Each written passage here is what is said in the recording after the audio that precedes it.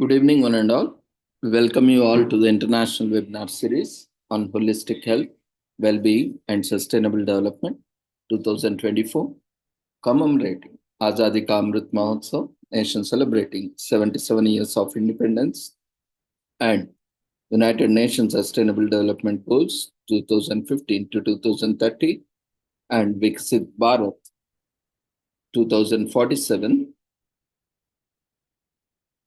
in collaboration with Sri Holistic Health Foundation India and Sri Research Institute Center for Art Sciences and Wellbeing and national and international fraternity.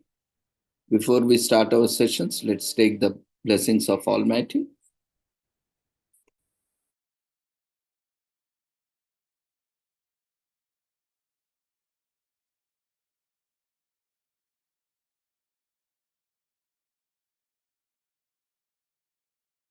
कुरुत्वं कल्याणम् आरोग्यं धनसम्पदः शुभं कुरुत्वं कल्याणम् आरोग्यं धनसम्पदः शत्रुबुद्धिविनाशाय दीपज्योतिर्नमोऽस्तुते दीपज्योतिर्नमोऽस्तुते शुभं कुरुत्वं कल्याणम् आरोग्यं धनसम्पदः शुभं कुरुत्वं कल्याणम् आरोग्यं धनसम्पदः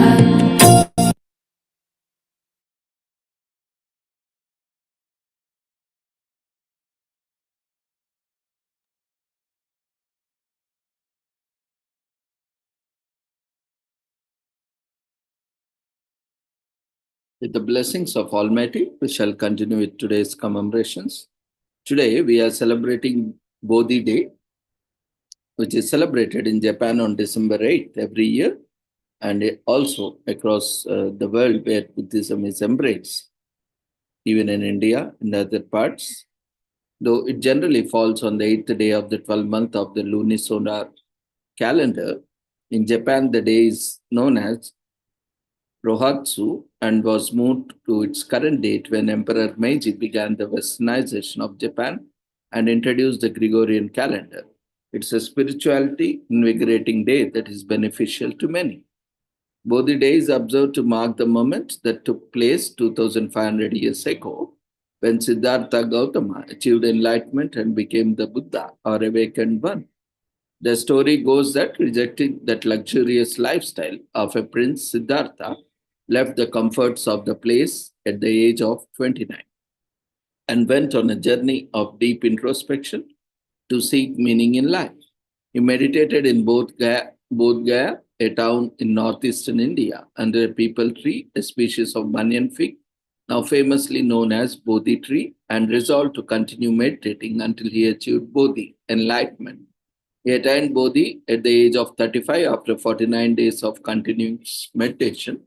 He was now able to see how everyone and everything was connected, and therefore reached a state of enlightenment that would lead him to create the Four Noble Truths: dukkha, unsatisfactoriness; samudaya, arising; nirodha, cessation; and magga, path, and Magga path, in which the Eightfold Path is set out. Buddhists commemorate this day by meditating, studying the Dharma, universal truth of law, chanting sutras, Buddhist texts, and performing kind acts towards other beings. Some people mark the day in more traditional sense by cooking a meal of tea and snakes. Bodhi tree plantings are held throughout the month and are usually accompanied by tea ceremonies, while incense and multicolored lights are displayed. During the following month, in the capital city of Tokyo and in towns and villages across the country. However, Bodhi Day is not an official holiday in Japan. Only Buddhists, who make up about 34% of the country's population, observe this day. Siddhartha Gautama spends time introspecting and meditating, after which he attains a state of enlightenment in around 528 BC, which is based on the historical evidences. It may vary and subject to other aspects. So Chinese traveler Xunzang writes of the Bodhi tree in detail in 7th century AD, after the original Bodhi tree, which had started decaying, is destroyed in a storm. British archaeologist Alexander Cunningham plants a new one in 1881. As a gesture of world peace, the Indian government honors Nihonji with a sapling from the Bodhi tree in 1989. So while there is no traditional greeting associated with Bodhi Day, it is appropriate to wish a friend or colleague who may be celebrating by saying Happy Bodhi Day or Blessed Bodhi Day. Nirvana, the ultimate state of to which all Buddhists aspire, is the cessation of desire and hence the end of suffering. Bodhi trees live long, and one Indian specimen is said to be a lower over 3,000 years old. The trees can grow up to 100 feet in height with a crown up to 100 feet across.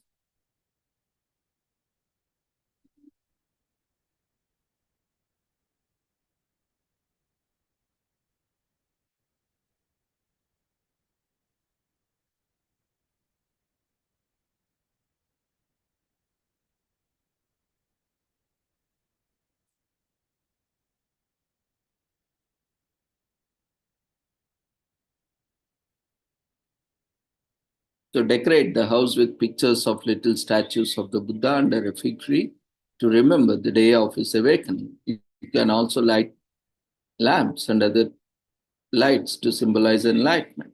Buddhists gather and stay in prayer during the night. Being a part of these prayers will ensure that you have a spiritually renewing time. This is a perfect day to tell others about the lessons of Bodhi. Who knows how many you will be helping to become better version of themselves. It is a very old sacred fig tree belonging to the family Ficus religiosa. It originated the Bodh Gaya and now grows in some other parts of the world too. In religious iconography, its leaves are almost represented as being heart-shaped. It grows close to the banks of the Faigu River in Gaya.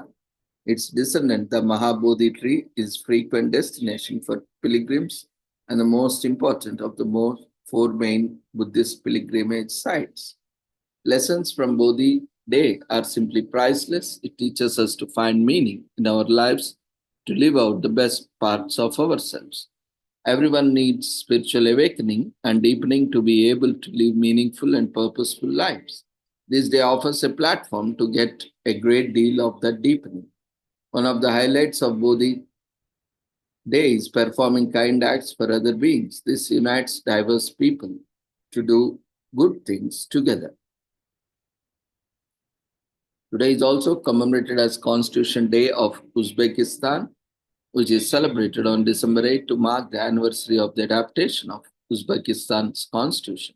Soon after its liberation from the Soviet Union, the Republic of Uzbekistan ushered into a new era of democratic sovereignty. There was a division of powers and the adaptation of new constitution. The day is a public non-working holiday in the country. Marches are held in schools and government offices, and the proud Uzbeks come together to renew their commitment to the law of land. Today is also commemorated as Mother's Day in Panama. On December 8th, it is a day when people show just how much they love their mothers as well as other people who they consider mother figures. This day shares the same meaning as Mother's Day, which is celebrated in various regions of the world. In Panama, Mother's Day is a noteworthy day that many look forward to. People in Panama usually begin their celebrations with a trip to the temple as a family. So this is because this coincides with the celebration of the Feast of Immaculate Conception. Today is also commemorated as National Brownie Day in US. Every year celebrated on December 8. Every year brownie lovers come and far wide and celebrate to National Brownie Day. Warm, chewy and rich and nice chocolate or blondie brownie is a perfect dessert to end your night with. Indulge in gooey goodness and let the real world melt away with you for a delectable moment. So today is also commemorated as National Blue Collar Day in US. It's an attention to America's hard workers than to have them recognize all blue collar workers deserve our respect, admiration, and gratitude. They are the ones who work with their hands and use physical labor to earn a living. We are grateful for the hardworking men and women who help our country run smoothly every day. Today is also commemorated as National Health Savings Account Day in US, celebrated on December 8th every year. It's a special day designated to bring the public and healthcare benefits industry together to discuss the power of health savings account HSAs and their role in combating healthcare issues. Opening an HSA can reduce your taxable income, and even interest earned on contributions is tax free. Today is also commemorated as National Salesperson Day in US.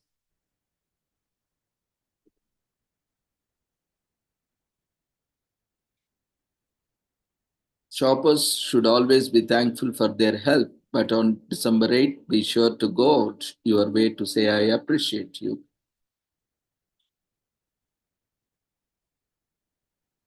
It is celebrated since 2000, making it a point to thank all the salespeople we come in contact with and even posting social media and so on. Today is also commemorated as National Youth Day in Albania. It honors the student protest against Enver Hoxha's brutal dictatorship in early 1990s. Students from what was then Enver Hoxha University, nowadays the University of Tirana, marched through the city streets demanding political reform. The march began on December 8, 1990, but by December 11th, the number of protesters have risen to 3,000, forcing Hoxha's predecessor, Mr. Ramiz Alia, to meet the students of quell the unrest. Today is also commemorated as pretend to be a time traveler day. If you have ever noticed any unusual characters on December 8th, they might be celebrating pretend to be a time traveler day. On this day of imagination and time hopping celebration, we pretend that we can move across the years. So go wherever we want, whether you are entertaining the kids or looking to bring some creativity to your day. We have the best ideas to make sure that you don't get stuck in a wormhole. Time travel is an important feature in the science fiction we know and love today, as well as a consideration for scientists trying to crack its possibilities. But despite its appearance, numerous movies, books, and TV shows, it's a relatively new idea. The earliest mentions of time travel were always about moving forward.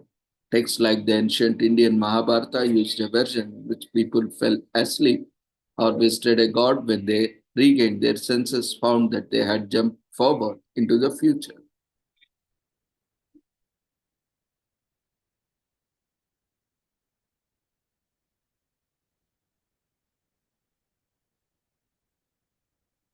Today is also commemorated as Take It in the Year Day in US, which takes place on December 8th every year. These origins of the day are mysterious as the meaning of the clause. No one is sure where the day originated. It's supposed to be celebrated. There's a lot of doubt about whether the day has an origin at all or whether it was simply made by someone who was having a bad day and decided to do something silly for themselves. Regardless, the day exists and continues to feature on calendars and lists of bizarre holidays, and we are certainly not going to be one of the stops fun. So, on this day,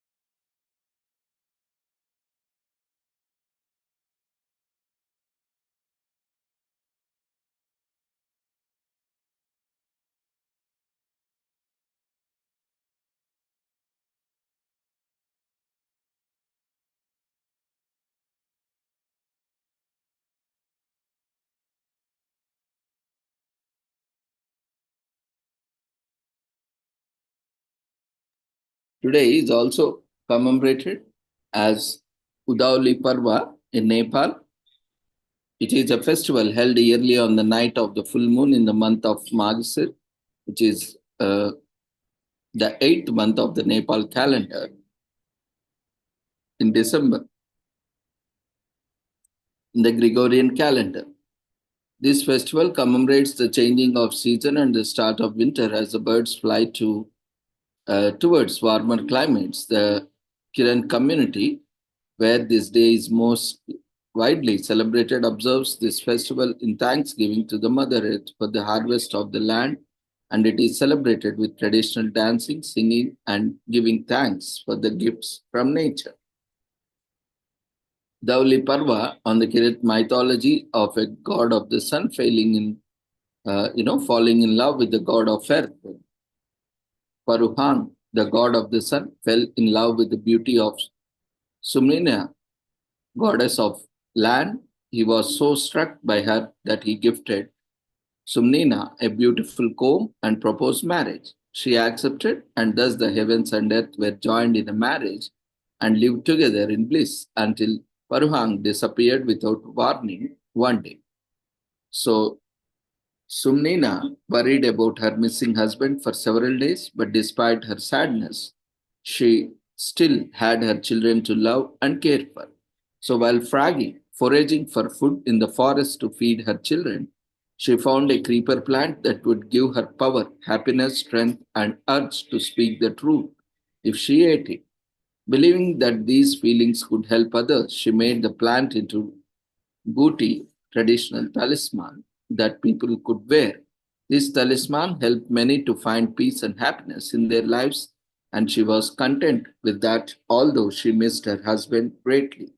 After several days, Paruhang returned to Sumnia upon wearing the talisman that makes one speak the truth. Paruhang told Sumnina that he had been meditating and visiting the entire universe while seated atop of Mount Everest. Despite all the wonders he has seen and experienced, he still returned home to her and their family and promised that he would never leave again, as if the universe itself could not measure up to his beloved wife and children. Hearing this, Sumnina danced for joy, and today this dance is performed at the festival and is known as the Sakila dance. Young girls and boys perform this dance to find love like the kind between Paruhang and Sumnina. The Kiran people are noted as one of the earliest known people to live in Himalayas in 800 BC. The Kiran and the Tibetan peoples smell exchanging cultures, beliefs, and traditions in 8th century. The first known attempt at climbing Mount Everest takes place and it falls in 1921. Edmund Hillary and Tenzing Norgay became the first known climbers to reach the summit of Mount Everest on May 29, 1953. The Kiran people practice Kiran Mudugan as a religion. It involves the worship of nature and ancestors and has strong ties to Buddhism and shamanism. So Kiran people practice shamanism and their rituals are based on the worship of Mother Nature, the elements and the whole. Kirat is a religion of the indigenous Kiranti ethnic groups which are found in Nepal, Darjeeling and Sikkim. It's expensive to fly around mountains, Nepal, but the experience is worth the cost. The stunning scenery and the rich culture of all combine to offer you a warm welcome that will sweep you off your feet and leave you thinking about your adventure for years to come. Whether you are a resident or a tourist, you absolutely should take the opportunity to observe the festivities as they happen. If you get the chance by simply watching or seeing thousands of years of history in action and helping to perpetuate its heritage by having been there to observe it and take the experience with you afterward. Take this opportunity to reach younger ones about the myth and history behind this festival. Tell kids the story of Paruhang and Sumnina, involve them in preparations for the festivities, and encourage them to actively participate when the full moon rises. So the Kirat people used to celebrate Udauli Parva while beginning their migration down from their mountains as winter starts to set in.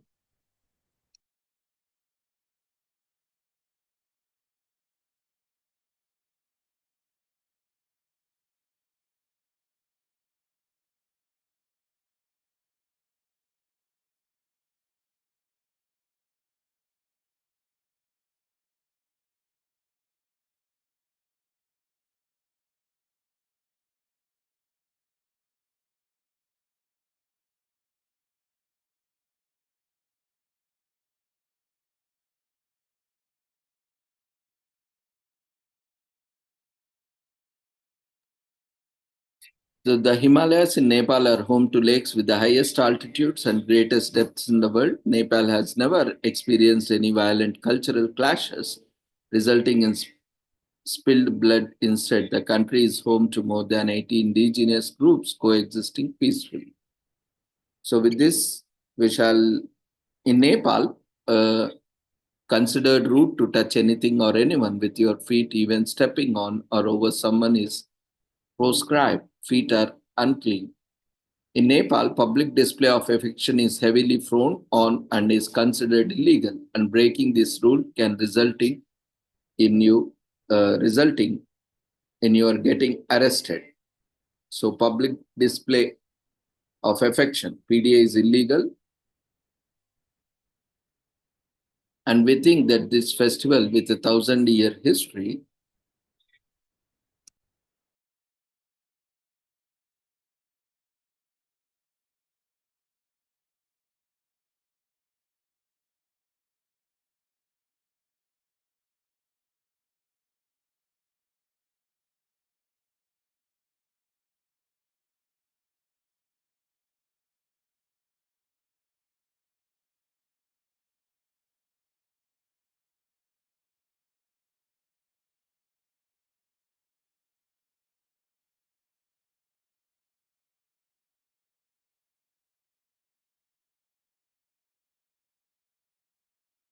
it celebrates the nature, and it's the Sakela dance performed during the festival presents an opportunity for the younger people of the community to find love.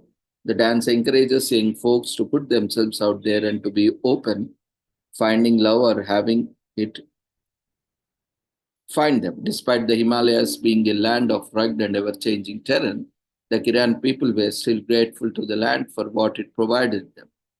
We think this mindfulness of the earth and what it produces for people is an amazing example of how humans and nature can coexist. We think that this festival with a 1,000-year history is one of the greatest examples of how a culture lives on through people more than through artifacts. The Kiran community celebrating Udav Parva is beautiful tradition that we hope sticks around thousands or more years. So with this, we shall end today's commemorations. Thank you everyone for joining us. We request everyone to quickly fill up the feedback form before leaving the platform. See you all tomorrow at the same time with different commemorations tomorrow. Take care. Good night.